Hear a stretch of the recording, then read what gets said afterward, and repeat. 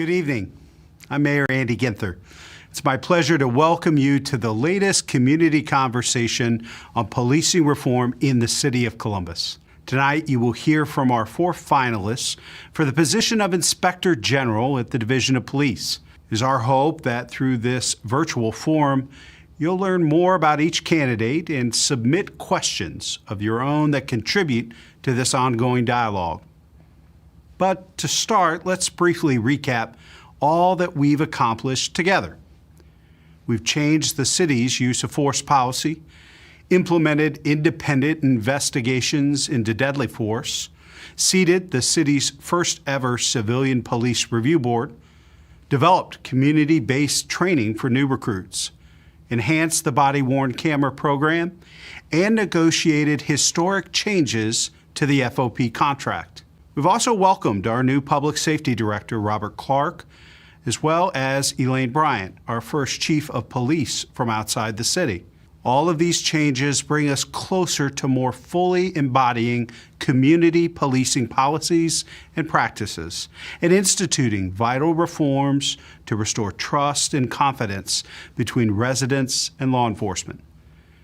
The Inspector General will advance these efforts even further by conducting independent investigations into claims of police misconduct and wrongdoing, and compelling evidence and testimony from officers who fail to cooperate when these investigations arise. To all of our officers, know that we have the utmost respect for you, your service, and the risks you undertake, particularly as our city, like so many others, continues to address a troubling rise in violent crime. But we need checks and balances to hold accountable those officers who undermine or violate their sacred oath to protect and serve the public.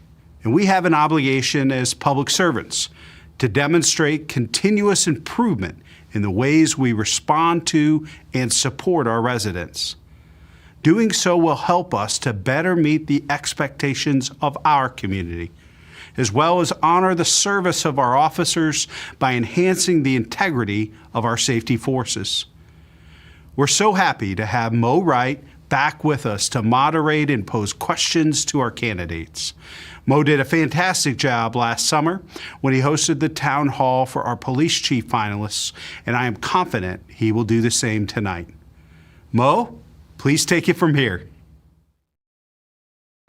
Well, thank you, Mayor Ginther. And I'm Mo Wright, president of Rama Consultant, and glad to be back with the Columbus community to have this important conversation with these finalists for the Columbus Inspector General. A lot has happened in the last 24 months, both in Columbus and around our nation. Among the emerging needs of our community is the demand for more accountability and to solidify the citizens' role in making sure that happens. In 2020, many of you went to the polls and overwhelmingly voted to establish the Civilian Review Board. As a part of that work, it also established the Office of the Inspector General. The purpose of the Civilian Review Board, as our mayor just talked about, is to first conduct independent investigations of our police. They review division policies and make recommendations. They look at trend data and decide, are there trends that we want to reverse or see go in a different direction? That Civilian Review Board is chaired by the Honorable Janet Jackson, and a number of other community leaders and servants are part of that group. Tonight, we get a chance to be presented with 4 outstanding candidates for the Office of the Inspector General, and I'm excited to prepare to welcome them to this conversation. They will represent through that office your voice in ensuring that we have transparency and trust throughout our community policing practices. The position of Inspector General is critical to restoring that trust. For those who don't know, the Inspector General is the person accountable to that board to thoroughly and independently investigate instances of misconduct, use of excessive force, and undesirable trends in our local policing practices. While tonight we're only getting a look at the prospective leaders for the Office of Inspector General, know that they aren't just independent investigators. They will run an entire city department and be responsible for building a culture of accountability with those they choose to hire.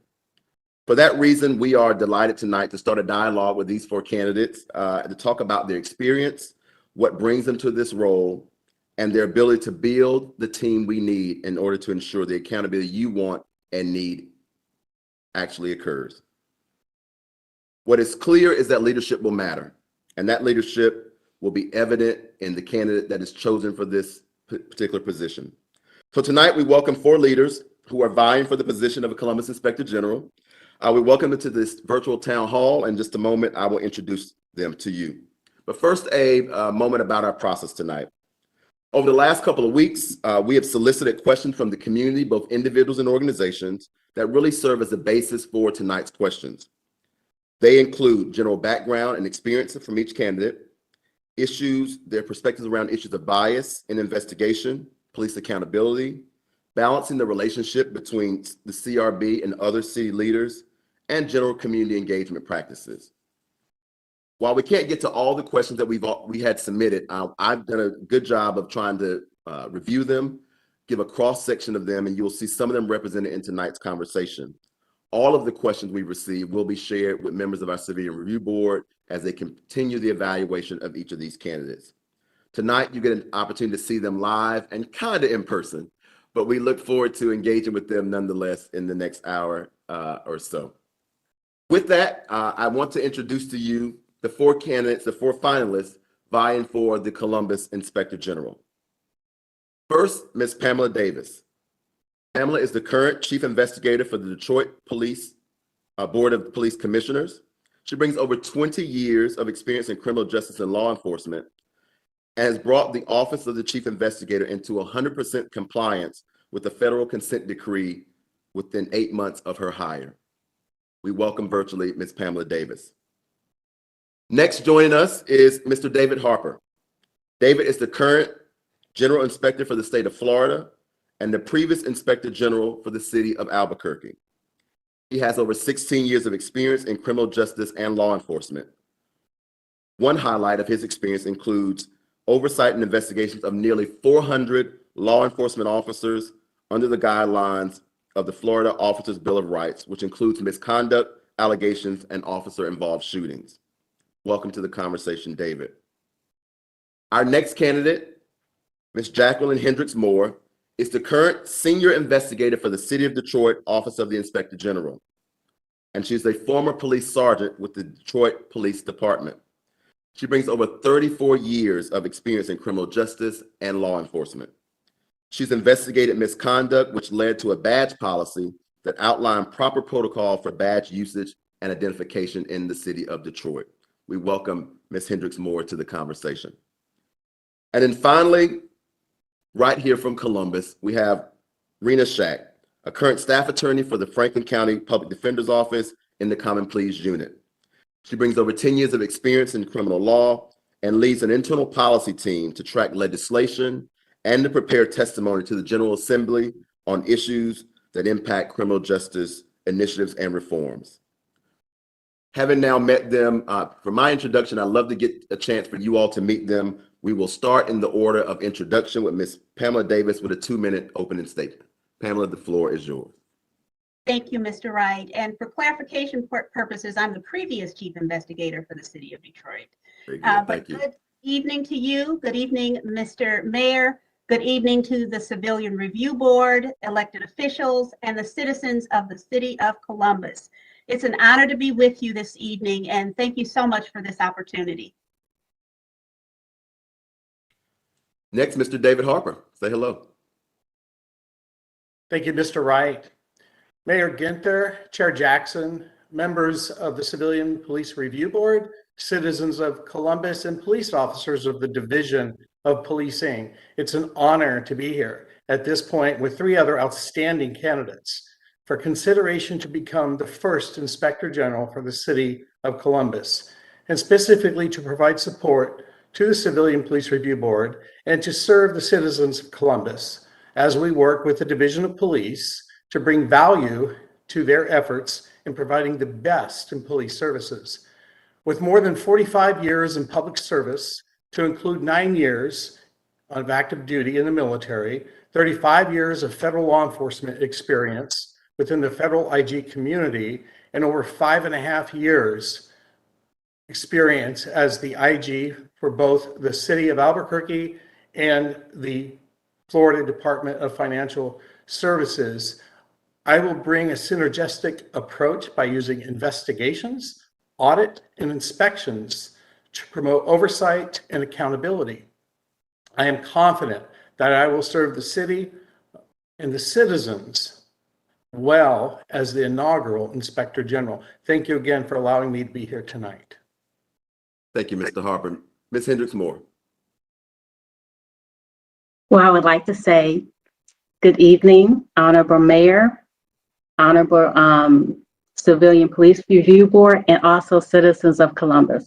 What I would like to tell you is that I have over 35 years of experience in the criminal justice system, law enforcement, and conducting complex investigations. My experience I obtained being a sergeant with the Detroit Police Department, in which I served for 27 years. I am currently with the Office of Inspector General. I've been here for 7 years. When I retired from the Detroit Police Department, I came aboard. And what I want to tell you is I was holding officers accountable for their position when I was a law enforcement officer. I did that in 2003 when we came up under the consent judgment. I was part of the team that developed the office of, it was Civil Rights Integrity Bureau. Our job was to conduct compliance audit, revise policies and procedures, and report back to the DOJ that we were definitely staying within the mandates that they had put upon us. Also, the last part of my years, I worked a special unit called Force Investigations with Internal Affairs. We responded within an hour anytime an incident of force occurred, and that's a Category 2 use of force. So anytime shots were fired, anytime prisoners were injured, we responded and conducted an investigation, gave that to the chief, so the chief was aware of what's going on. And then I came over to the Office of Inspector General where we are now. And let me say, just like your charter, our charter created our office in 2012. I came on in 2013, and I've been a part of this team that has been creating this office. So I understand how to form an Office of Inspector General. And also our jurisdiction here is over all public servants, elected officials, contractors, anybody doing business with the city, receiving city funds, and it includes police and fire. So let me just say, I am prepared, I am delighted, I am experienced, and I know that if you give me the honor of being your Inspector General, that I will promise you that I will bring integrity, honesty, and transparency to this office, because I'm already doing it now. Thank you so much. Thank you, Ms. Hendricks-Moore. Our final candidate, Ms. Shak, say hello to the Columbus community. Hello, hello, and good evening, everyone. Thank you so much to Mayor Ginther. Thank you to the review board. Thank you to our electeds, and thank you especially to all of the community members of Columbus that are here tonight and watching. I am so honored to be on this platform and sharing it with these three other incredible candidates that you have tonight, and I'm excited to hear from everyone. A little bit about myself is that I'm a native of Youngstown, Ohio, but I'm actually one of the first in my family to be born here in the United States. And the reason that I talk about that is because that is what has truly spurred my career in public service. It truly instilled in me a love for community, for neighborhood, and for really making sure that we are doing right by everyone around us. And so 15 years ago, I moved here to Columbus, Ohio to attend The Ohio State University, followed by my education at Capital University Law School, where I got my Juris Doctorate degree. I've been practicing as a criminal defense attorney here in Columbus, Ohio for almost a decade now. And I can tell you, devoting my career to serving the community members of Columbus, Ohio has been nothing but a dream. And I hope to continue that in the capacity of the Inspector General. I have seen the good, I have seen the bad, and I have seen everything in between as I have worked to help represent the most marginalized in our community to navigate both the legal environment, so the courts, the law enforcement systems, but also interactions with law enforcement, mainly the Columbus Division of Police. I see this position as an incredible opportunity to build a bridge that is so needed right now between our community members and CPD. What my goal is to use this office to both empower the residents of our community here in Columbus, Ohio, to hold our men and women at the Columbus Division of Police accountable for any type of misconduct, but at the same time, empowering our wonderful women and men at the Columbus Division of Police to hold themselves accountable, but to also be able to feel like a part of our community. The goal for this position would be to create that bridge so that we are holding our Columbus Division of Police to the highest standards because they do serve our community members, while at the same time educating our community members on how to go about being participants in that process. I have the experience, I have the education, and I have the deep ties to this community to make this position successful. Thank you so much to everyone, and I'm excited for the rest of tonight. Thank you, Ms. Shak. Well, let's get into it, guys. You all sound wonderful, and I'm glad I don't have to make this decision independently. I'm just the moderator tonight. David, as the lone male on the group tonight, I'm going to start with you, and I will ask this question to everyone. I want if you guys would talk a little about your experience and the results that you believe that you've been able to achieve in these roles that really have prepared you to be our inaugural Inspector General. David, we'll start with you. Well, thank you very much. I appreciate the question. Well, first of all, I would say, again, 45 years of public service, all of it either in law enforcement or in the IG community. I've garnered a lot of experience into a lot of different situations, a lot of very complex situations focused in everything from property crimes early in my career to white collar crimes in the 2/3 of my ending of my career. And now, and even in the last 8 years in federal service, I ran an office which I set up actually from the very beginning. I created at our headquarters in Washington to oversee investigations around the world for what we've done, but also involved in our own internal IG for doing oversight investigations and actually misconduct with federal agents that work in our agency. When I went to the city of Albuquerque as my first outside federal service position, I had oversight of the entire city. In that capacity, we did a lot of misconduct investigations. We also investigated other matters that were frauds against the city and that kind of a thing, but a lot of it was misconduct. From there, I went to the state of Florida, where I've been at for over 3 years now. And as you mentioned at the very beginning, we have 400 sworn officers. We have the Bill of Rights for law enforcement here in Florida. It was Hurricane Michael right after I got here where we had our first officer involved shooting that we had to get involved in. We did the administrative investigation for that, very detailed. I come from a perspective, though, of following the facts and the truth. I've supported that all along. I don't take it. We have to be independent and objective and unbiased. And that is a standard that we have to comply with. And I make sure that my team, when I put together my team at my headquarters and when if given the opportunity here, put the team here together, we have to find the people that hold the highest amount of integrity, follow ethics, and are unbiased. And we have to reinforce that through training and opportunities to be sensitized to the issues out there. And that's my vision, is to be able to do that and have that balance so that we can establish trust, and then which leads to credibility and consistency and fairness. Very good. Thank you, David. Pamela, I'll come to you next. What experience and what results have you been able to achieve that really prepare you to take on this role?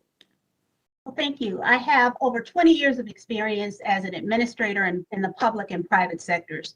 I was a court administrator, and I worked diligently to promote equity and justice in the judicial system. I assisted with writing state statutes, legislation, and court policy. As the manager of court services for the Oakland County Circuit Court, which is the second largest court in the state of Michigan, I was responsible for several departments in the court. My initial training as an investigator was actually through the Michigan Department of Corrections as a probation officer. I conducted pre-sentence investigations, violations of probation, and so forth.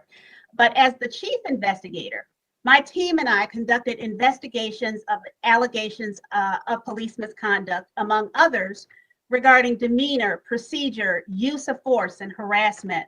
We thoroughly investigated each allegation with objectivity and efficacy so that the voices of the people were heard.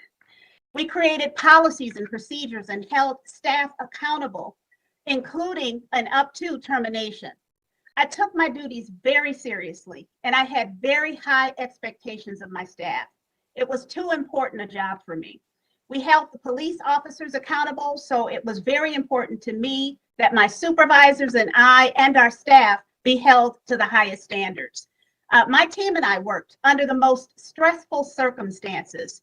When I started with the Office of the Chief Investigator, it was truly baptism by fire. The city of Detroit had been under two consent decrees, through federal court for 11 years. If you're familiar with consent judgments, you'll know that the plaintiff in the case was the Department of Justice. We were being audited every 3 months by federal monitors and had weekly contact with our assigned monitor. And I am thoroughly convinced that we had the toughest monitor of the entire team. For a number of years, the office had been carrying 1,200 cases in backlog status. And let me tell you what that means. It means that those cases were out of compliance because they were overdue. When I say overdue, we had 90 days to complete a case, and some of those cases were actually 2 or 3 years old. When I started, we still had about 600 cases left in backlog. So that translated to 600 people in the community whose voices were not heard, and that was completely unacceptable. A few months before I started, the office was actually being fined by the federal court judge $1,000 a day for every day we were in backlog status. So that's what I walked into. As a matter of fact, on the first day of work, the federal monitors were there conducting their 3-month audit. My team and I worked diligently, very hard, and within 3 months, we eliminated that backlog. Within 6 months, we were able to become in full compliance under every area named by us in the consent decrees. How did we do it?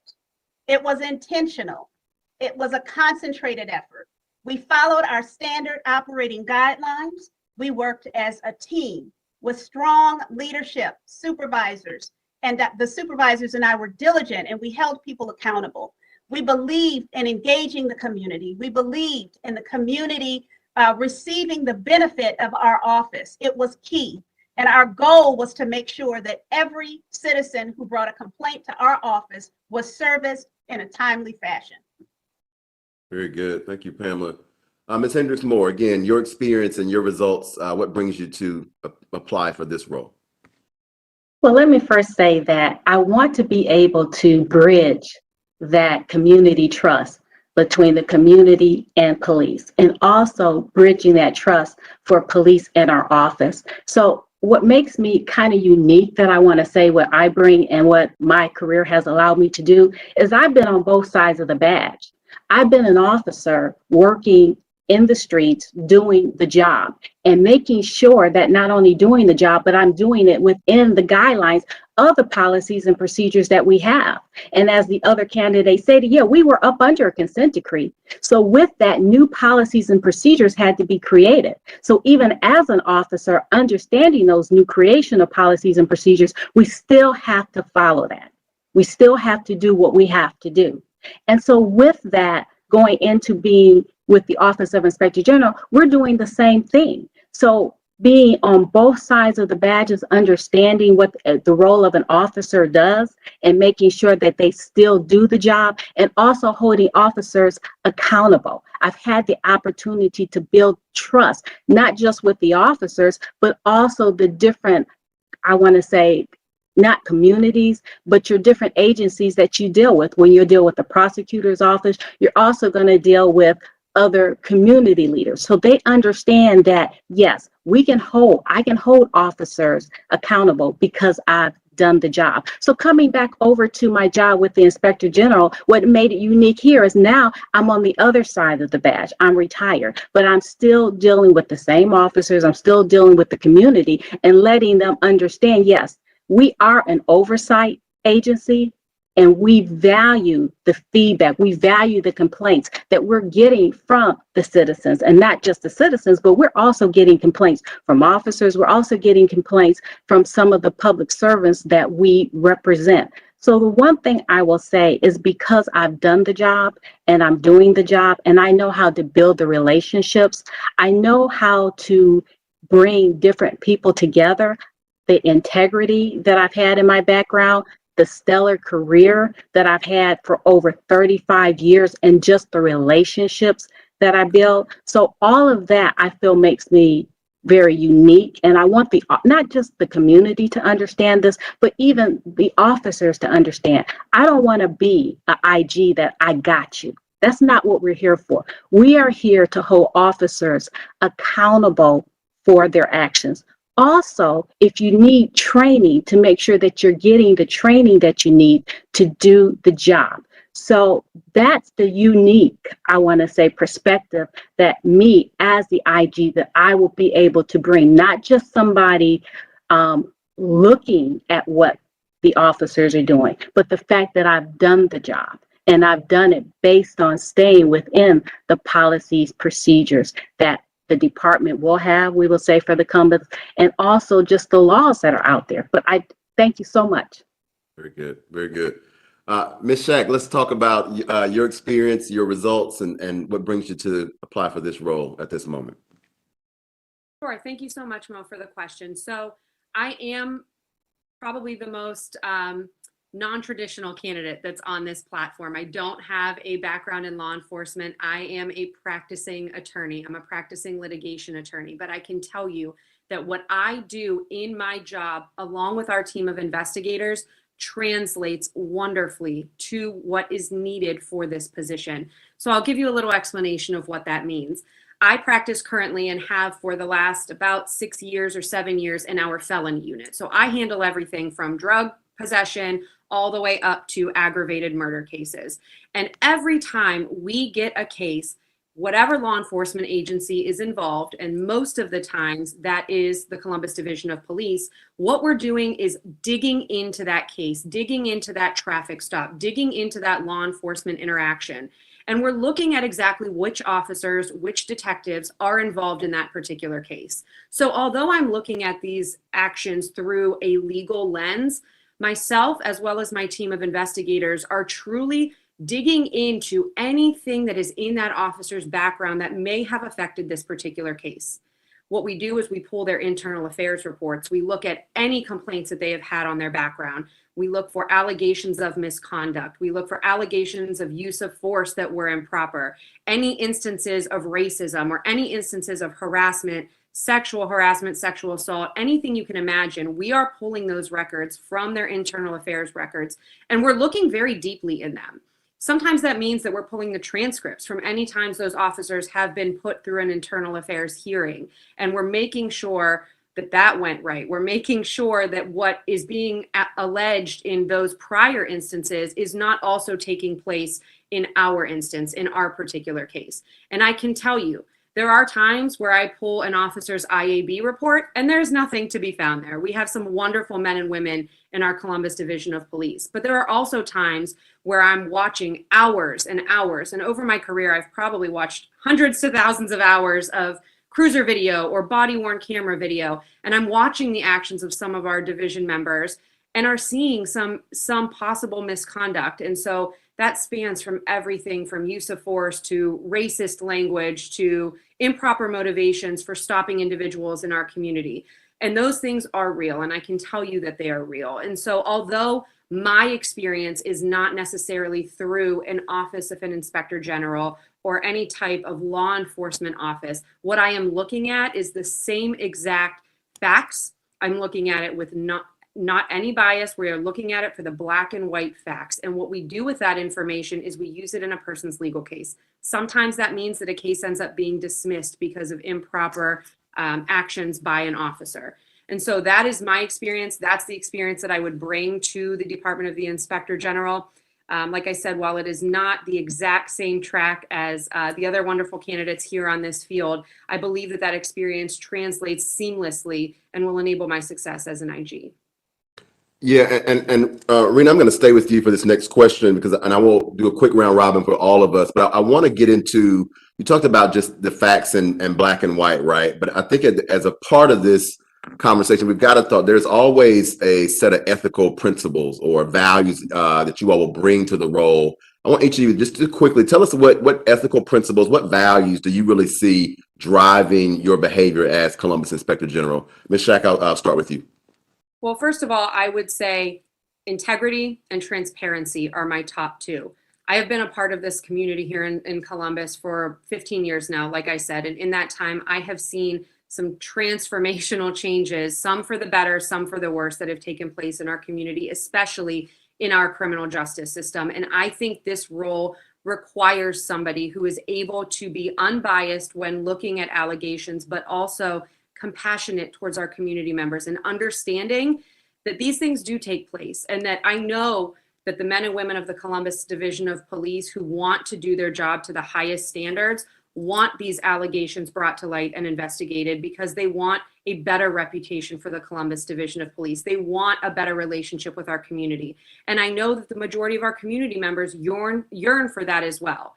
And so with integrity and with transparency being the most important one, in my opinion, that's how I plan to lead this office.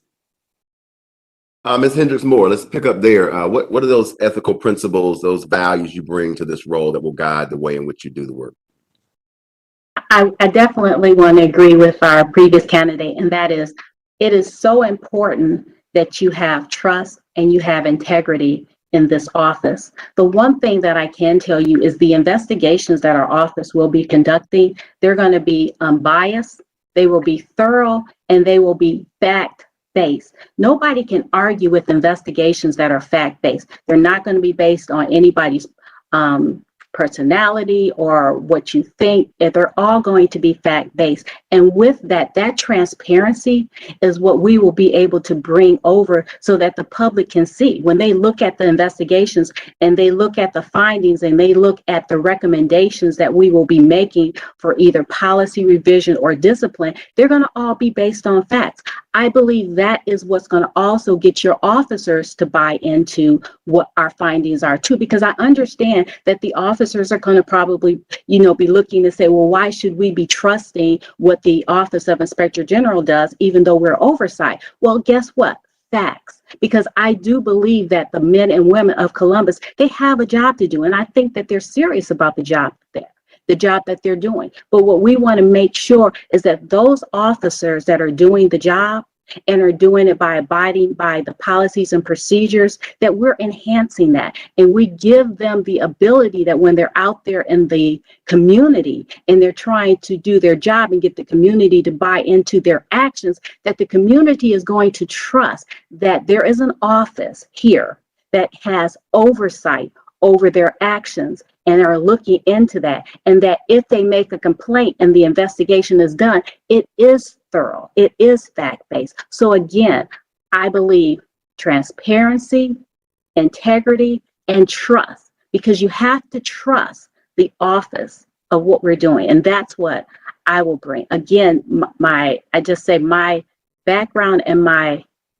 stellar history has shown that I have done this, and I have a great community relations, not just with our officers here, but also with the different unions here, along with our prosecutor's office, along with our own police review board. And I'll sum it up by saying, when I got interviewed for the Office of Inspector General, one of the nicest things that I thought was when I represent officers during Garrity hearings, they have their own union office. They have their own union attorneys that represent them. Their union attorneys gave me a great recommendation to the Inspector General at that time, saying she is so fair and unbiased. And that's the way you have to investigate. Rather, you have to just look at the facts. You can't have any type of implicit bias, or when you start an investigation, think about what you want the ending result to do. The ending result is all based on what the facts are that you find. And I will also be training my investigators, because they need to understand the same thing and have the same ethics: trust, integrity, and transparency. All right. Sounds like Hendricks-Moore, fair and unbiased. It sounds like a good political campaign going on there. Ms. Davis, talk to us about your value system, your ethical principles that'll guide you in this work.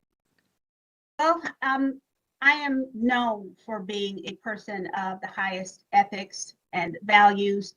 I bring integrity, high ethics, transparency, basically the same types of traits that these other wonderful professional people have spoken of.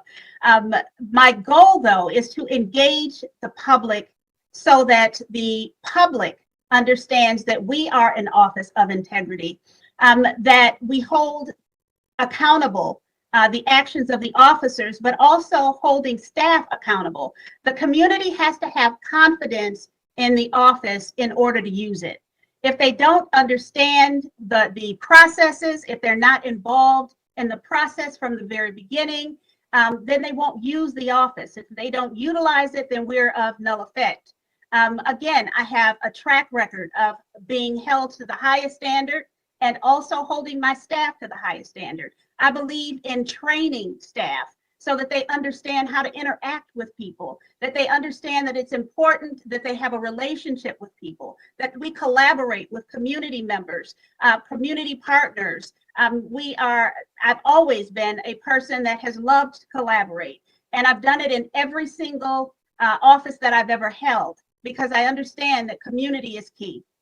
So the challenges that we would face is, of course, garnering that public trust, making sure that the public know who we are, know what we do, and also every nuance, the things that are actually going on in the office, showing them statistics, making sure that they are that the data is available so that they can look at the data, review our objectives, review the information that we have gathered, all of the allegations, the findings of an investigation.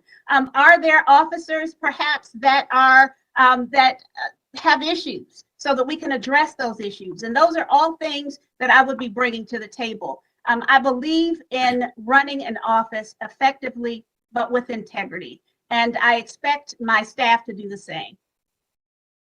Good.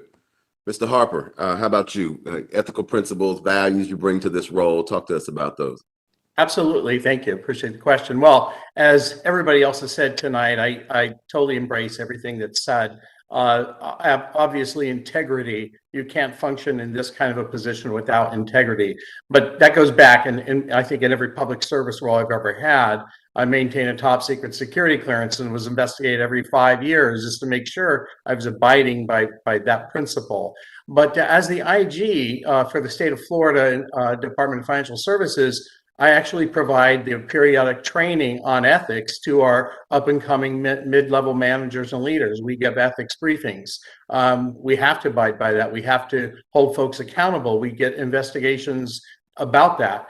As a member of the Association of Inspectors General, I presented on the topic of guarding credibility 2 years ago at our conference in Palm Beach. And what I did was to talk about, as it was mentioned here, it's easy to lose that credibility. It's hard to maintain it, but you have to. It's basically what our value is. It's what we have. And if you lose it, it's hard to get it back. But that credibility is based on consistency. On those ethics. It's based on standards and holding our people on our team internally responsible and accountable for maintaining those standards. Annually, we have to disclose, we have to declare that we're abiding by that we have no impairments, financial conflicts of interest or whatever.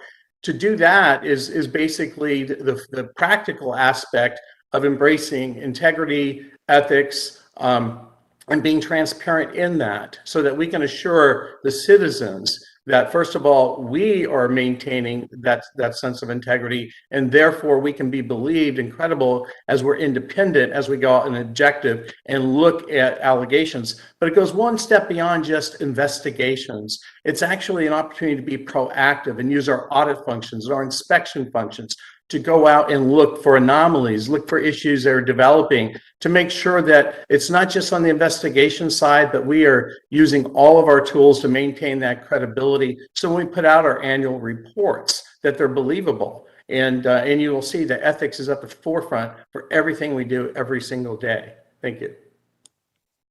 Very good. We'll get into some specific questions now, and I would ask, folks, as passionate as you are, we want to cover as much ground tonight as we can, so we can be succinct and also thorough. That's your challenge for the next several minutes of this. I want to pick up on a question, Ms. Davis, with you, which is talk to us about a time where you had to take a principled stance around something, and maybe it was in opposition to a boss, a supervisor, a person of authority. What happened, and how did you handle taking that principled stance? You are muted.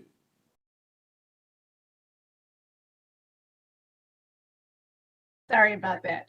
There you go. Thank you for that question. I actually was thinking about that subject earlier today. There was a time, I believe I was about 3 months into office at the chief investigator's office, and I was asked to fudge some numbers. And I decided that that was something that I did not want to do, obviously. I was so new, and it was someone who had authority over me at the time that asked me to do that. And so I sat down with that individual and I talked to him, and I asked him what exactly he was looking for. What exactly was it that he wanted to do? And he told me that he basically wanted to get new staff. So I says, well, listen, how about we do this? How about I propose a plan, I present it to the monitors, I present it to the judge, and we see if that works. I said, because I'm very concerned about the integrity and my role as chief investigator. I'm very concerned that if I do anything that will jeopardize this office, then the people, the police department, our role in as far as the court is concerned could be jeopardized. And we lose everything if we don't have that confidence. And he allowed me to do that. He allowed me to make my plan. I made my plan and I presented it to the monitors at the time and also to the chief judge. It was accepted. We got the people that we needed. I did not have to compromise my integrity in any way, which was the most important thing. And most importantly, I didn't have to compromise the integrity of the office. Yeah, I appreciate that. Ms. Shak, I want to get you in here around that same question. Tom, you had to take a principled stance, maybe against a person of authority, and then what happened and how did you handle it? Sure. So as someone who practices in a courtroom every day, there are lots of times where I have to take a principled stand against many people of authority. That's my role as a public defender, is to stand next to somebody on what is often the worst days of their life. And I speak to the court about what I think about a particular case. I speak to the court about whether I think the law is on our side. Sometimes the judge agrees with me, sometimes the judge does not. And I have to go toe to toe oftentimes in the legal sense with people who are very high positions of authority and explain to them why I believe that my position is the correct one based on law, based on policy. And I would say, above and beyond that, what I do every day is also speaking to statistics. So I know that you had in my bio that I do often go to our General Assembly, which is our state house, so our Congress, our Senate, and speak on different pieces of legislation that are affecting our criminal justice system here in Columbus, Ohio. And so not only am I often speaking to audiences who do not agree with my position, but I'm presenting statistics that are maybe really hard to speak about. So things like racism in traffic stops, or things like racism or implicit bias that are present in our court system, whether it's for somebody who's being sentenced and why I think their sentence might be higher than somebody of a different race, or why certain members of society are proven to be getting stopped with more frequency than others. And so there are certainly times in my career, many, many times, where I'm having to present very difficult topics to people who may not want to hear them or may not agree with them. And I am more than happy to do so, because at the end of the day, I'm speaking on behalf of our community in doing that. Thank you. Very good. Thank you for that. Slightly different question. Ms. Hendricks-Moore and Mr. Harper, you guys have been around investigative processes at various levels for a number of years. I'll start with you, Ms. Hendricks-Moore. Talk about the three main challenges you see or anticipate in executing your duties as Inspector General. What are the top three things you would think are going to challenge you or challenge the office in this role? Well, I think the three things that are going to challenge me in this office is, one, we're in COVID. So making sure that we're trying to, get talented staff hired and being able to do that up under the constraints of what's going on. The other thing is, I just think about building that trust. I do understand that there's a lot of things that have went on over the last couple of years. So the citizens don't really trust the police. And so trying to get the citizens to really start not just trusting the police, but trusting our office, I think is going to be an issue, along with, let me piggyback on that, getting the police and the fraternal order of police to trust the office, because we are an oversight agency that's going to be oversight on the police. But I believe we'll be able to do that. And the reason I believe we'll be able to do that, because law enforcement are fact people too. When they go out there, they are trying to go by the policies, procedures, and enforcing the law. So they're fact-based. Again, I always go back to doing the investigations. As long as our investigations are unbiased, they're thorough, and they're facts, so that whatever our findings are, we're able to say, hey, this is what our findings are, this is the fact. And this is what's going to help us bridge that trust with the community also. I want the community to feel comfortable that they can come to us and file a complaint and know that we are going to look into that complaint thoroughly. I also want to, again, want the men and women of the Columbus Police Department, because believe it or not, officers are working next to officers that they may be having issues with. And sometimes, you know, that code of blue, they may not want to step out. I want them to feel like, guess what? You can come, you can make a complaint, and we are going to be thorough. So I definitely want to be able to build that trust. And I want them to understand that we're going to have the expertise to be able to do that. So that comes with hiring staff that is trained, educated, understand that the investigations they do are confidential, so they can't be running and telling somebody about it, and that they're unbiased. I want the investigators to also understand not just how to do a thorough investigation, but I believe that they need to understand the role of what officers are doing, and they also need to understand how the community feels when they engage with these officers. Very good. Mr. Harper, talk to us again, the top 3 challenges you see as you come into this role, given this environment. What do you think those will be?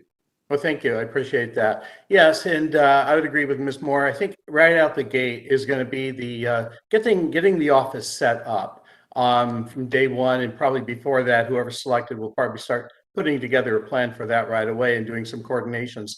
But absolutely, you've got to get the structure of the office in place. And then right after that, you've really got to start setting up your standards, your policies, your procedures, because you need that before you can really go out and do anything for consistency. But once that goes, that's a one-time investment. You get that going and you're good. But what has to be from the very beginning as well, as I would agree, on the trust, on the developing rapport, on developing credibility, and that's with several different communities. That's going to be with the Civilian Police Review Board and all of the members of that. You've got to develop a rapport with them. You've got to get to where you have a structures in place, processes in place. Chair Jackson, it's establishing a trusting relationship with her at the beginning. And then absolutely with the police, not only the leadership of the police, but all of the members of the police. They're going to have some skepticism at the beginning, and rightly so, they should. But it's getting out there, it's doing ride-alongs, it's immersing yourself in getting to know them. And again, by being consistent, they're going to see that, and you're going to gain that credibility. But the most challenging of all of it, I really think, is getting into the communities out there, the various communities. Columbus is a very diverse city. Most of the issues that we've seen across the country affect the communities of color. And it's probably more often African-American citizens than others. So there's 30% of the city that represent African-Americans. So it's got to be something where we get out. I did this in Albuquerque. I would go to coffee with the counselor events. It's getting into civic organizations, churches, ACLU, NAACP. It's being accessible at these various venues, addressing the concerns that they have, and listening. That is the most important thing. That's how you get that trust, and then you have to maintain it. As I said before, it's easy to lose. But those are the top priorities. But they're all doable. And once you get going, once you get past that first 100 days, then you've got to look for new goals and new challenges, and you continue to do that. Well, and David, I appreciate that, because you brought up, kind of segue to my next question, which is, and I'll start with you, Ms. Shak. Let's fast forward, and we have appointed you the Inspector General for the great city of Columbus. What does that first 90-day plan look like for you? What are you going to be engaged in both internally and externally in those first 90 days on the job?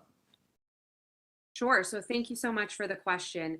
Obviously, those first 90 days are going to be challenging. So as my co-panelists here spoke about, is that the first 90 days is really going to have to be diving in to getting everything set up. I mean, this office is brand new. There is no infrastructure for it. We will be working hand in hand with the review board to really make sure that this office is set up in the best way possible. And I think that that's step one. But I think that what I can provide as the Inspector General, just being the fact that I've been local for 15 years now, is that I personally know so many members of our community, whether we're talking religious organizations, whether we're talking political leaders, local electeds. From one side of the city to the other, I have not only volunteered, but I've worked hand in hand with different organizations, and that can start from day one. That outreach is incredibly important to me. Like I said earlier, what I do in my day job is represent some of our most underserved and marginalized members of our community in court. And what I have seen is that those individuals have no idea how to go about making a complaint on an officer who may have mistreated them or who may have stepped out of bounds within policy. They have no education on how to access those services. And so I think it is paramount that we have strong communication with our community organizations, with our community members, our religious leaders, other electeds, so that way we are telling people, hey, this is who we are, this is what we are here for, and this is how you are going to be able to access our services. While we are getting those parameters set up and potentially working on expanding those parameters, we are going to educate our community members on how to access what we have now and the infrastructure that we're working within. And so I think it obviously has to be working on staff, working on policy to get the office set up. But what I believe I provide in the fact that I am local is that I already have all of those networks of community organizations that I can begin reaching out to from day one. And I think that is critical. Well, and again, my follow-up to you is going to be your latter point, which is, what does being local and having a foot in this community, is that an advantage for you, you feel? Is it helpful, or do you prefer folks with a broader view? What's your thoughts around that? I certainly think it's advantageous for this particular role, and I'll tell you why. Like I said, I've been here for 15 years. I have seen what has happened in our city for the past 15 years, and it is expanding. It is ever changing, but really, I would say the past 5 years have been a critical turning point with regard to our police community relations. I believe that our community has had a deep mistrust with our Columbus Division of Police for quite some time. But in the past 5 years or so, we have really seen some high profile uses of force and shootings that have resulted in death of our community members at the hands of our Columbus Police Division. I'm not speaking on whether or not, any allegations have been sustained or unfounded or anything like that, but it has really caused a deep mistrust within our community. And there is a fracture there. And I've seen it, I've lived it, I've worked within it.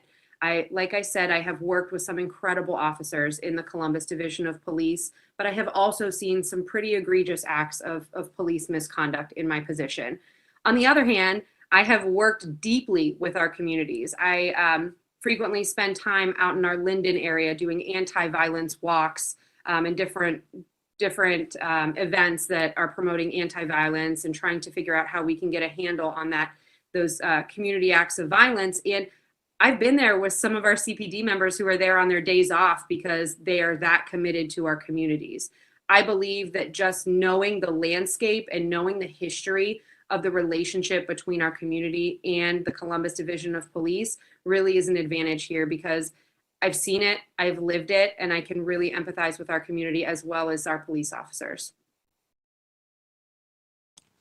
So I want, Ms. Davis, I want to come to you around picking up to some of the points that were just made around part of this first 90 days is going to have to be the establishment of trust, both in this office and really addressing the disconnect between community and our police. Talk about your first 90 days, but use that as a backdrop. What do you do to also make sure we are really establishing trust and credibility with our broader community? Thank you. This worked in the city of Detroit as the chief investigator, but this is not Detroit. This is the city of Columbus. So one of the first and most important things to me would be to, if I'm selected as Inspector General, would be to talk to and engage this community in the process of implementing the office. And that I need them to teach me about this community. This would be our community. I propose to the board a 5-phase implementation plan. And one of the first tasks is to gauge the views and attitudes of the community by asking questions and listening to their responses. I would conduct an analysis of the community. I would be involved in determining the community's strengths, weaknesses, opportunities, threats, the trends that are within the community that make Columbus unique, and anything that can threaten the success of the office. They know the responses, I don't. So I would ask things like, what are your concerns? What are your fears? What are some of the expectations that you want from this office? And then once the office was established, then I would talk about things like training to make sure that they knew the process of filing of complaints and education about not only the process, but the office itself. Finally, once the office was up and running, we would be transparent. You know, that's the only way we're going to bridge that gap. We have to be transparent by reporting to the community what we're doing, what we're finding, what the investigations lead to, what types of allegations are being created, and what are the findings. And if we're seeing any patterns, one thing that we did in Detroit was we partnered with the community and the police department to bring citizens who had complaints together with officers who the complaints were made against. And we had mediation groups. It's a restorative justice practice, and it definitely works. Many times the citizens, and I saw this firsthand, the citizens and the officers would be in tears, they would hug, they had a better understanding of each other, and their whole outlook on each other and on their own issues were different. There is healing in communities when you can bring together the police department and the community, specifically as a grassroots level type initiative. And restorative justice is one of the ways to do that. The bottom line is the Office of the Inspector General is their office, is the community's office. So they would have to be involved in the preparation of it. Some of the other things in that first 100 days would include making sure that we had a budget that would sustain the staff that we want to hire, making sure that we had a building for the community that was on a bus route, on public transportation, so that it would be easily accessible to the community, making sure that it had accessibility for those who are physically challenged, making sure the signage was there and it was easily visible. So we would lay the foundation first, and then we would hire staff. We would do the trainings. We would make sure that staff knew policies and procedures. And of course, we have to draft those policies and procedures to make sure that they understood the process of filing complaints, bringing complaints to the office, how investigations should be conducted, conducting a canvass, conducting interviews with officers and also with citizens. I would want my staff to be trained to be able to respect and talk to people with respect and dignity. So all of those things are very important and would have to be done within that first day. And we would have to, at first 100 days, and we would have to do all of that before we even hired one staff person. Okay. Both you, Ms. Hendricks-Moore and Ms. Davis, you both have Detroit roots. As many folks watching at home know that our current police chief hails from the city of Detroit as well. Do either of you know her personally or have a relationship there? I can definitely speak up and just tell you that, you know, I retired in 2000 and, oh, no, I don't know her. Ms. Davis? I do. Okay. In your case, Ms. Davis, in the instance where because there's an existing relationship, any concerns, how would you go about navigating holding that police department accountable in the presence of that personal relationship? That was a question we got. I'd love to hear your response to that. That's a good question. And I think I need to clarify the relationship first and foremost. Chief Bryan was assigned to the office of the chief investigator when I first arrived at the office. She was one of 5 sergeants working that were assigned to tackle what we call the backlog cases. I believe then she was Sergeant Bryant. And about 6 months into the office, after all of those cases had been resolved, she went back to the police department. So we have a mutual respect for each other, but we're not bosom buddies. One of the things that she will tell you is that I have the highest of respect for her, but most importantly, I have high ethics.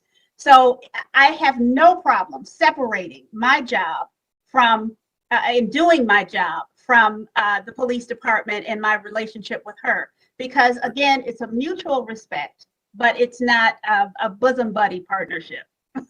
That's good.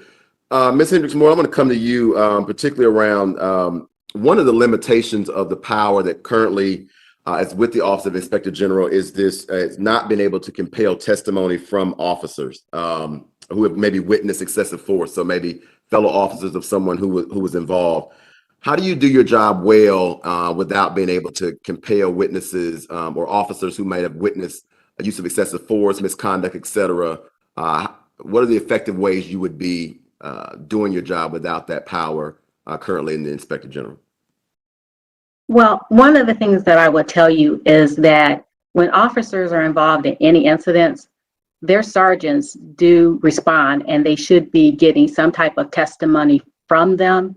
My understanding is up under Garrity, which is an administrative obligation for the officers to provide testimony. Now, up under Garrity, it doesn't necessarily mean that they can be charged if it's a Miranda, if it's something that's criminal. So what I would implode for the officers is that if there's an incident in which they need to provide testimony, they also should be providing some type of written report as to what they saw and understood.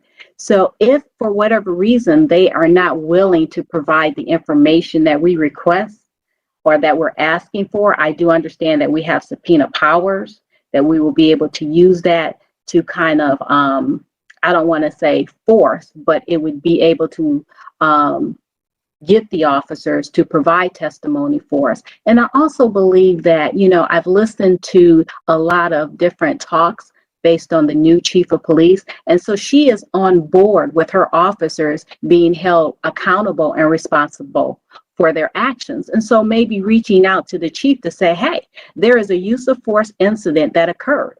Her office will also be doing an investigation. So I would envision that her investigation cannot be complete if she does not get full information or full cooperation from her officers. So with that, going back to that, I will say based on the charter that I understand from reviewing, we do have subpoena powers. And if that has to be implemented in order to get that testimony, we'll have to do that. David, anything you would add in terms of not having that power to compel, but being able to still effectively do this job? Any thoughts come to mind? Well, sure. In my long criminal investigative history, just doing criminal investigations, more often than not, the subjects of our investigations would invoke their Fifth Amendment rights. So it was very rare when we would get a confession or anybody where we could even get to the point of trying to get a confession or their statement. So more often than not, we're building the case with other kinds of evidence, from testimonial evidence from witnesses. Perhaps there's cameras, whether they're body cameras, whether they're dash cams or other cameras in the area, and bystanders who are other witnesses, depending on what the event is or the incident. We can look at communication records. We can look at whether it be an email, whether it be text messaging. There's a lot of different avenues to get evidence besides just getting the testimony or a statement of the officer that you're investigating. And again, that's been tried and true in criminal investigations all the decades I've been doing it. So yeah, I don't see that as a big challenge here. And we deal with the same thing here in Florida. We also, as I mentioned at the very beginning, we have a law enforcement officer bill of rights that puts a lot of restrictions on us, and we work within that. Ms. Shak, I want to come to you and talk about, in my work in consulting, one of the things we're always talking about is that we all have biases, whether we admit them or not. We operate based on a set of assumptions each and every day. And so I want you to start us off and talk about any biases that you either have uncovered for yourself, or perhaps currently have worked through, or that you might still be working through? What biases and how would you believe they would affect your role as Inspector General? Thank you so much for that question. So I'm not on mute, right? Okay. No, I can hear you. I want to make sure I'm unmuted. So I do appreciate that question. I think that implicit bias, systemic bias, all plays a huge role in what we have seen unfold here in Columbus and just more broadly across our nation with criminal justice, with law enforcement. I personally continue to say that I am incredibly thankful for the fact that this has all within the last, I would say, 5-6 years, become a forefront of topics for people to speak about. Because when I first began in our criminal justice system, that was not something that people were readily willing to speak on, whether they're being introspective in their own biases or whether they're speaking outwardly about what we're seeing in our law enforcement system or our criminal justice system and in our courts. And so, of course, I have done a lot of work to try to be introspective in the ways in which I may have biases that are affecting my practice in the criminal courts, the way that I am approaching cases, the way that I am seeing things. And I've also been very invested in trying to pinpoint exactly where we see implicit and systemic bias here in Columbus in our criminal justice system. That is largely part of why I go to the General Assembly and speak on these issues, and why I bring these issues to the forefront in our courts is because we are truly seeing them very embedded in our system. And I think that it's something that needs direct attention. Obviously, I believe, just like you do, Mo, that every single person comes to the table with their own biases. I spoke about the fact that I am first generation American. And so I was raised in a bilingual immigrant household, and my experience coming out of a blue collar immigrant household is going to be very different than a lot of other people's experience. And so I think what is the most important and what I try to implement in my practice every day is checking myself, to be quite honest, and just using layman's terms. You got to check yourself every day with what you do. You really have to stop and think, wait a minute, is something in my background, is something in the way that I have experienced things preventing me from doing the best possible job for the community here? And if it is, then we really got to start rethinking on how to do it. And we really have to, we really have to make some changes. And so I appreciate the question, and I'm really excited that this is a topic that people are speaking on. Yeah, Mr. Harper, same question for you in terms of your career, thinking about biases you may have uncovered, may have had to work through, or may still be working through. What kind of things come to mind, and where are you in that process? Well, I really appreciate it. It's a really good question. I would agree. Certainly, we all have unconscious biases.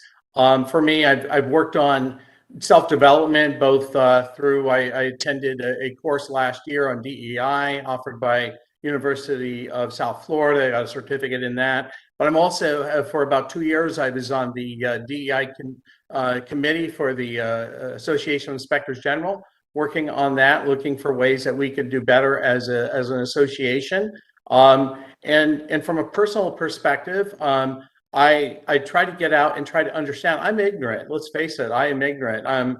Where I grew up, it was a very diverse community in Los Angeles. But the bottom line is I don't have the same experience that you have had, or many of the other panelists have had. And so I get out and I try to learn and I try to immerse myself. When I went to the city of Albuquerque as the IG, one of the first things that I encountered was that there was a committee there for those folks within the ADA community, and I listened to them. I sat with them, and I made that my challenge for them to be their advocate. So I actually did an inspection of the city of Albuquerque's compliance with the 1990 ADA Act, which is an extension of the 1964 Civil Rights Act. And I got a lot of pushback from that from city leaders. I put out a very long report on that, which has been used many times by the community. I met with people at the New Mexico Commission for the Blind, the Deaf and Hard of Hearing, and other private organizations. I was ignorant on even terminology myself. I learned. I used the word deaf mute, and then I learned that's not the term that you use anymore. It's offensive. So yeah, I had biases, and so I think that's the key. As long as we're aware that we have them, that we try to learn, and we're always doing better. Yeah, that's good. Ms. Hendricks-Moore, I want to come to you, ask you a fairly simple question, maybe not a simple response, but how would you maintain your independence from the FOP, from other city leadership for cases that are brought before you? How do you maintain that independence and not be swayed by the political winds or perhaps even the social trends that are happening locally? Well, let me first say that, having the trust and having the integrity in the office is very important. And the fact that the office is independent. So any complaint or any investigation that is brought before the office, we will do a thorough investigation. And I know I always go back to the fact of facts, because when you present the facts are always going to support the findings. So yes, I understand that maybe, even in my own position with the Detroit OIG, we've had several cases involving some of our political people. We've had cases involving the mayor. We've also had cases involving our Board of Police Commissioners. But at the end of the day, when our investigations are done and our findings are presented, they're all based on facts. They're not based on opinions or anything. And so because of that, they are transparent. We put them out there, some of our investigations are posted so that citizens or anyone that wants to look at the investigation, they'll be able to follow it, read it, and with the facts and all of the supporting documentation that we attach to it, you'll be able to come to the same conclusion. So I do understand that this job may be very political, but that's not going to change the job that I do. And being political definitely is not going to change the results of any investigation that is done. Very good. Very good. Good to hear. Ms. Davis, same question. How do you see that pressure that might come from FOP, city leadership, others of influence playing out in terms of the work that you do and how you will go about doing that work? Sure. That has certainly happened in my career, where there have different entities have attempted to steer an investigation a certain way or influence an outcome. But the way I overcame that and the way my team overcame that was by following the board's direction, following our job as laid out by the city charter, and doing my job, ensuring that staff did their job, that we conducted an investigation thoroughly, that it was fact-based, that it was impartial, and that whatever facts and findings we came up with, that information was presented to the board so that they could make decisions as to, what they wanted to do in moving forward. But every investigation that comes through that door has to be done impartially. It doesn't matter who's involved. We've certainly had higher level executive team members of the department that were investigated. And certainly during those times, there could be some influence, but we always provided those impartial, fact-based, straightforward investigations, and we provided them with all the facts. We looked at all the evidence. We looked at body cam footage. We looked at dash cam footage.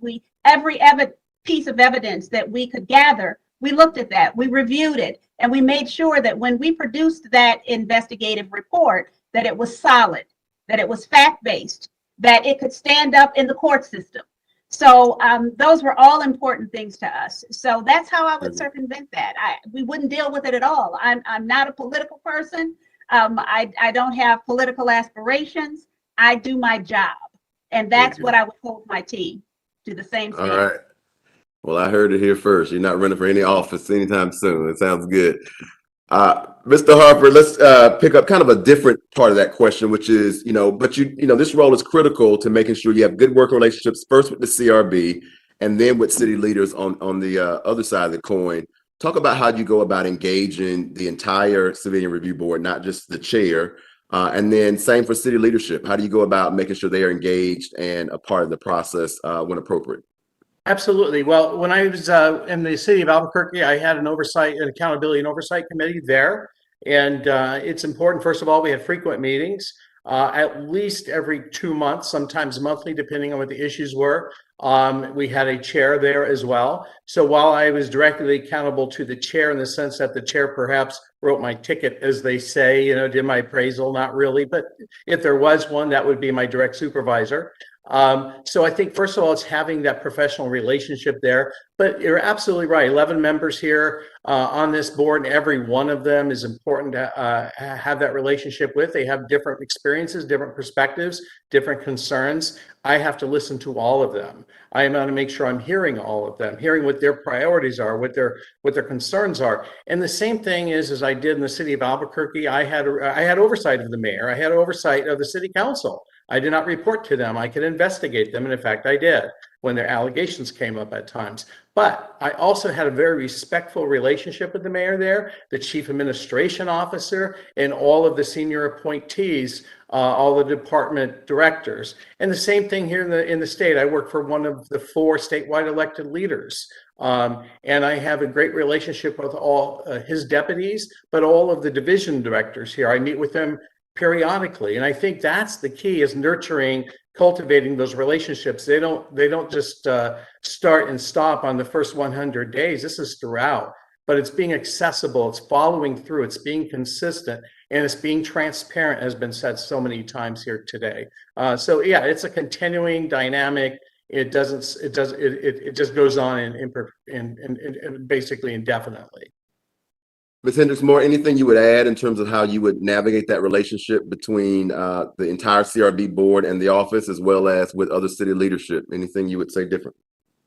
Well, the only thing I would just add to that is that, from day one that I decided to apply for this position, I have really been online watching our CRB board, and they are, an awesome team, and they're very diverse, and they all have so much talent. So I look forward to actually having a really good relationship with them and working. And when we talked about one of the questions, you talked about community outreach. You have several members on the board that actually are involved in a lot of different community outreach programs. So I definitely would love to be working with them and learn from them. And along with that, with our other stakeholders, which is the mayor and some of the other, you have your the director in charge of public safety. So having an opportunity to meet with them, because I think it's important, because everybody has some type of information that they would like to provide to our office regarding things that they've seen or concerns that they have regarding the officers' misconduct or officer use of force. So I believe listening and getting that information is also very key and important. I definitely will always have an open door policy, and I would love to have meetings with them. I know that the board meets annually, at least every 30 days. And maybe being the inspector general, I would be able to have an opportunity, not just when the mayor has their own meetings and we're involved, but also maybe being able to do something on a quarterly basis to just get input from everyone. Well, and you just brought up this point around input, and Ms. Shak, I want to come to you. What weight will you give public comment, public input into considering officer discipline or recommendations for officer discipline? What does the public play a role in that, if any? Can you repeat that question, Mel? I was asking in terms of when there is a case where it might involve some level of officer discipline, at least recommendations for that. What role does public input or public involvement play in that process in your office of Inspector General? So, if I'm hearing that question correctly, the attorney in me is saying that the general public, in my opinion, would not have an input on whether or not we are going to recommend certain disciplinary actions against a particular officer. The members of the community who would have input, if you want to put it that way, would be the members of the community who are alleging the misconduct or who are making the complaint. Now, I think that's very different than transparency. I think that if we are investigating, I think that our office is beholden to the community to be transparent on the investigations that we are undertaking, the work that we are doing, and certainly we want to hear from every facet of our community with regard to what they need from us and what they want to see us doing. But if I'm hearing your question right, I personally would say that we would not be taking in public comment on whether the community believes that we should be recommending a particular action against a particular officer, because that investigation is going to be, like everybody else said, fact-based, based on the parties that are involved. And although we do report to the community, I don't believe that it's proper to have the entire community speaking on whether or not we're recommending sanctions or whether we're recommending further investigation, things of that matter. Again, two separate things. I think if we're looking at individual cases, the people that will have input are the people that are absolutely involved and deserve input. But overall, we want to hear from the community with any concern that they have with regard to the work that we're doing. Mr. Harper, in your career, you've had to probably deal with that quite a bit, at least the notion that folks have a perspective, whether you are actively seeking it or not. How do you deal with that? Anything you would disagree with what Ms. Shak said about how do you engage community in that conversation? Absolutely not. I think I missed 3 city council meetings in over 2 years I was in Albuquerque. And the reason I went to those, I thought was really important to hear. We had up to maybe 100 different members of the public any given meeting that would be there, with at least 30 of them making public comment. But my presence there, especially during breaks, I was accessible. People would come up to me, they would talk to me. I had an open door policy. I think one of the other candidates mentioned that. I had many people walk in my office. There was no security there where they could not walk in. They could call me on the phone. They had my email address. And I made it my priority to read those emails and respond to those emails. And as I said earlier, I used to go out to very civic or neighborhood association meetings, coffee with the council meetings, be accessible, address concerns they had, answer them. But I think ultimately we're there to serve the community, the citizens. So we have to be, they pay our salary, we owe it to them. So, but at the same time, I would also say that Ms. Shak is right. You cannot be swayed. You have to be objective, independent, and fact-based. But yes, you have to listen, because what they have to say could be important to other things that we may want to look into, like audits, for instance, inspections or whatever, beyond just the current matter. I want to get all of you in on this, but really quickly, maybe just 30 seconds or so. Ms. Davis, I'll start with you first, which is we talked about you as the leader, but we haven't talked a lot about the need you will have for a team around you. Talk to us about what are you going to be looking for in that team. There might be some folks at home saying, hey, I want to work for one of these guys or gals here in the future, but talk to us about the team you will need around you in order to be successful. Oh, well, thank you. Absolutely. Well, first of all, and we briefly talked about setting up the structure, but that's going to be the critical thing initially right out. And I'm not going to wait 100 days to hire people. I'm going to want to get my administrative assistant as soon as I can, hopefully identified in the first 2 weeks. Then I'm going to probably hire my director of investigations and director of audit. I want people that are tried and true, seasoned, and I want to get them early to help me form the rest of that team. And I also, as I said before, I'm ignorant. I did not grow in the community in which you grew up. It's going to be critical for me to have a team that represents the people we're serving. I have that now in my office. I had that in Albuquerque in my office. That's going to give us credibility. That's going to really help us establish that trust. That's what I'm going to be looking for. Ms. Davis, go ahead. Okay, thank you. I agree with what Mr. Harper said, but I think it's important that before we hire the investigators, that we first and foremost, we make sure we have the executive team intact so that they can help us go out into the community and build up the office. But it's very important to me that we hire a staff that reflects the community. That includes people of color, that includes the LGBTQ+ community. Our staff will be just as diverse as the community. So in terms of culture, ethnicity, and gender, I think that's key. One of the things that I would be looking for, and as I'm interviewing people, as my executive team are interviewing people, we're looking for people with high ethics and moral conduct, a good work ethic. We're looking for areas of implicit bias that may threaten the investigation process.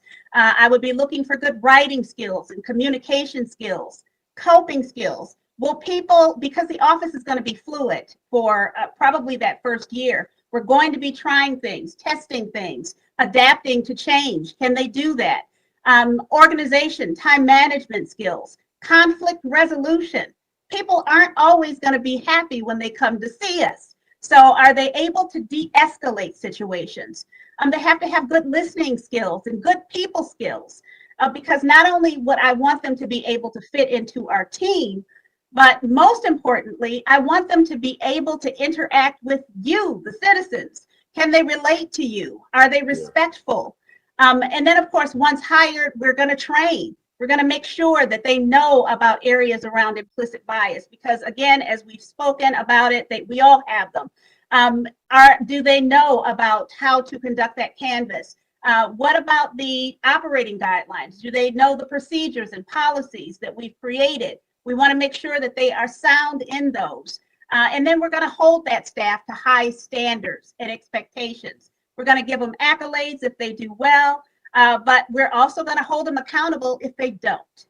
All right. Sounds like a lot. Ms. Hendricks-Moore, what would you add to that, if anything?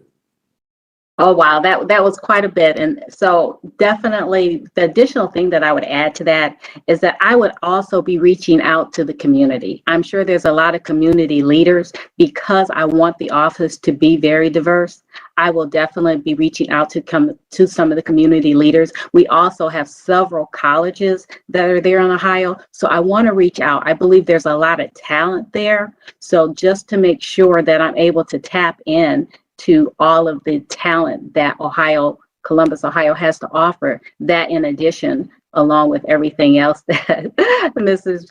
Davis said, I would definitely be reaching out to that to be able to get my staff. Very good. Ms. Shak. Thank you. So I would echo all the wonderful sentiments of my fellow panelists. They are all very intelligent and have wonderful ideas in this regard.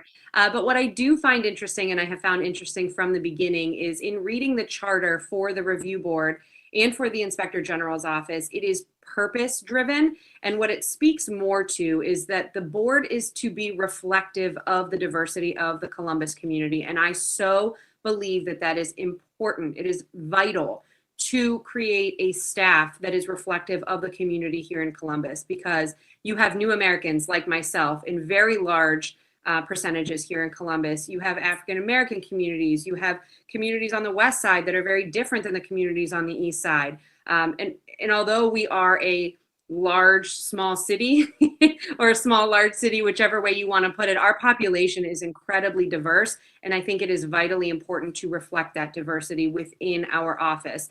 And something that I always say, having been in a public service agency for the last 10 years and dealing with incredibly, sometimes volatile personalities. Again, people are dealing with our office when they are at the worst days of their lives, which is very similar to the people who will be coming in to leverage complaints, is that you have to have a staff that is passionate about the mission. So above and beyond everything else that everybody has stated, if you are not passionate about the work that you are doing and why you are there and truly being there to work for our community, then you don't have a place there, because the work is going to be very difficult. The work is going to be emotionally taxing, as I can speak from experience dealing with a similar subset of the population that will be leveraging these complaints are the same people that are coming into contact with our law enforcement and then ending up on my caseload.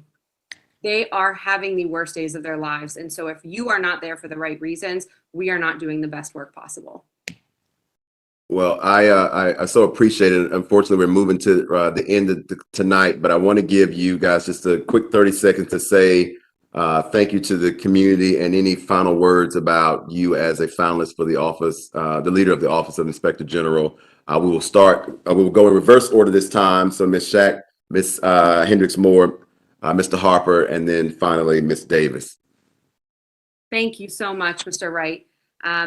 I just want to say thank you. I want to say thank you to my fellow panelists here tonight. I'd like to say thank you to Mr. Wright. Obviously, thank you to the mayor, to the electeds, to the review board, and all of the citizens that are here watching this. The work of the Inspector General's office is going to be vitally important to the work that is being done to reform criminal justice here in Columbus, Ohio. I have been here for the last 15 years. I love this community. I am part of this community, and I have been serving this community for a decade now. I would love to continue the work that I have done on the level of the Inspector General. I believe that I have the experience, I have the education in being an attorney that has been dealing with the criminal justice system for 10 years, and I have the drive to get this work done. I understand that I am somewhat of a non-traditional candidate and don't currently work in an inspector general's office, but the skills that I have had serving our community here in Columbus, Ohio, will translate and will ensure the success of this division. So I thank you, everyone, for participating. It is an honor for being up here tonight. Thank you. Thank you, Ms. Shak. Ms. Hendricks-Moore. I definitely want to start off by saying thank you so much. It's definitely an honor just to even be selected among the very talented four candidates that are here. What I would like to tell the citizens of Columbus is, again, I've been doing the job. I was doing the job as a law enforcement officer. I'm doing the job in the Office of Inspector General. I've been in the position with our office, which was established in 2012, part of the team that has been forming this office. I understand the challenges because we're doing it right now.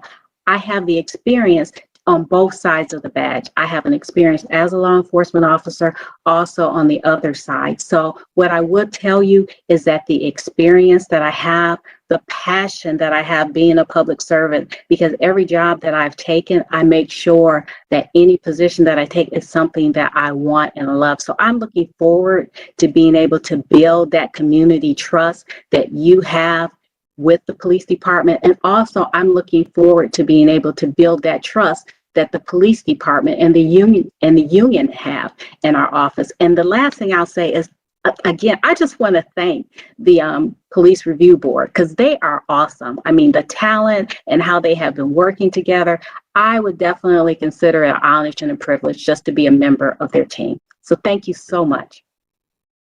Mr. Harper. Well, thank you. I appreciate this. I agree. All the sentiments so far have been perfect. Sums it up really well. I can't do any better in summing those sentiments up. But again, like others, I really truly appreciate this opportunity. The mayor, Chair Jackson, all of the board, all of you. You guys are volunteers. You don't get paid. I know what that's like. I've done a lot of volunteer work, and so I applaud you for your service. Thank you so much. I think as the IG, what I would bring to this table is a holistic approach and focused on probably is more proactive than reactive. Using all of the tools in my quill, I would have not only investigations for reactive, but I would use the audit and inspections and evaluations and reviews to go proactively to identify problems before they bubble up and become a big problem. That's what I can bring here. And so everything else I've probably said throughout the night and everybody else has, but I would be totally honored to serve the citizens of Columbus and the city leaders and the civic leaders of Columbus. Thank you for this opportunity once again. Thank you. And finally, Ms. Davis. Well, everyone else speaks my sentiments. I hate going last on this, but I'd love to thank the Civilian Review Board for choosing me to be involved in this process and moving forward with these talented professional people. It's just been an honor. I thank the community for allowing us this time to come before them and talk about ourselves and talk about our backgrounds and how we can better serve you as a community. This is an important decision, and I have performed similar duties, but that doesn't automatically make me the best person for the job. To decide that, you have to look at my track record. What have I done, and what can I do for the city to help heal the city of Columbus? It's going to be vital, the work that we do. There are several people here from the city of Detroit, and that might be of a concern to you. I understand that. I get that. But we've been in the middle of systemic change, just like you are now. I was actually the 5th chief investigator in 10 years, so I understand how that change can be tumultuous. But when you finally build that right leadership team, we were able to get out of that consent decree in record time. So leadership is key. If chosen as your inspector general, I'll be just as dedicated here as I was in the city of Detroit. I am passionate about what I do. I am passionate and driven to make sure that you get the best service possible. And I thank you again for this opportunity. And I hope to talk to you soon. Very good. Well, thank you to all these outstanding candidates for your thoughtful comments tonight. I know our community joins with me in thanking just their debt of gratitude for all you've shared and allowing us just a little glimpse into your experiences and your perspectives around how you would lead our Office of Inspector General. For those watching at home, thank you for your attention and your thoughtful questions you sent in. It was a joy to lead this conversation tonight. If you do have feedback on the candidates that you'd like to share with the members of the Civilian Review Board, you can email those to civilianreviewboard@columbus.gov. Again, civilianreviewboard@columbus.gov. They welcome your feedback in this process as they make the difficult decision of perhaps choosing one of these 4 individuals to lead this important work in our city. I'm out of here. Mo Wright from City Hall. Thank you so much for your attention. We'll see y'all soon. Stay safe.